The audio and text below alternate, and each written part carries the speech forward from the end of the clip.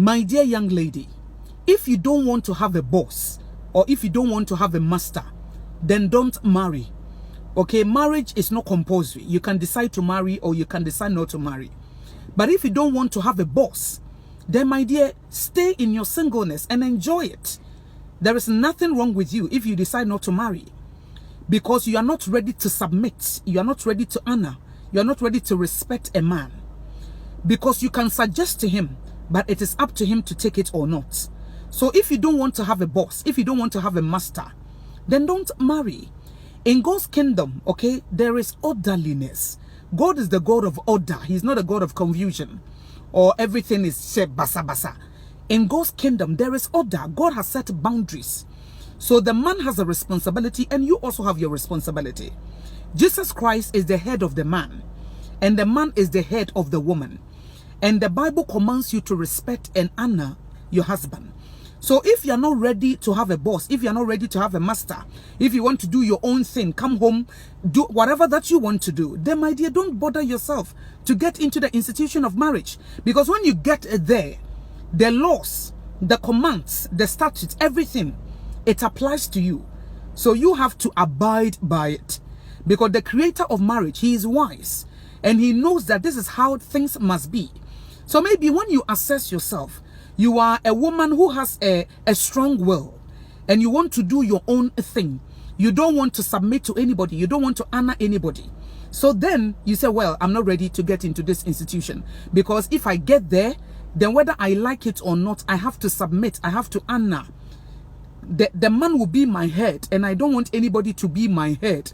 I don't want anybody to be my leader. I want to be my own boss. I want to be my own master. That is why it's important and critical that if you are a young lady and you want to get married, you are marrying the head. You are marrying the man's mind. So you have to be very careful. You cannot just jump on and then accept any man. If you cannot submit to him, don't marry him.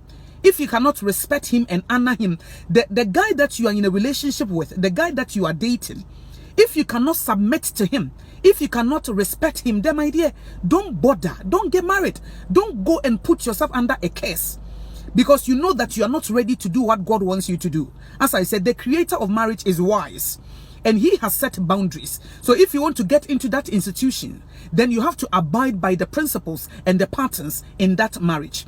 So my dear, that is my advice for you. You don't need a boss. You don't need a leader. You don't need anybody to lead for you to follow. You don't need anybody to submit to. Then forget about marriage and then stay in your singleness and enjoy. Nobody would come and tell you to do this or that. Or maybe you decide to go somewhere and then your husband said, no, I want you to stay because there is something I want you to do for me. And you have to say, yes, sir, I will do it for you. So if you're not ready to do that, then don't bother. Don't get into the institution of marriage, so that you can have your freedom to do whatever that you want to do, because marriage is not compulsory. God didn't create us to marry. He created us to manage his resources, to dominate. So marriage is optional. It is not by force. Anybody who tells you that it is by force, you have to marry, it is not true. It is not biblical. You can decide not to marry. But if you want to marry, then you have to understand what this institution is all about, the principles and the patterns, the authority that God has given to each and everyone in the marriage, so that if you are able to abide by it and you honor God in the marriage, then God can also honor you. God will bless you because you did it, because he has commanded you to do so. And when you do your part, the blessings of God will follow you, because those who honor God, God will surely honor them. So as I said, before you marry any man, make sure that you trust his head, you trust his mind, you trust his leadership, you trust that he can handle things, you trust that he can manage you, he can lead you, he can go where God wants him to go. He submits to God. If that man doesn't submit his head to God, it will be very difficult for him to submit, or for him to do what God wants him to do, by leading you in the right direction, leading you spiritually, leading you mentally.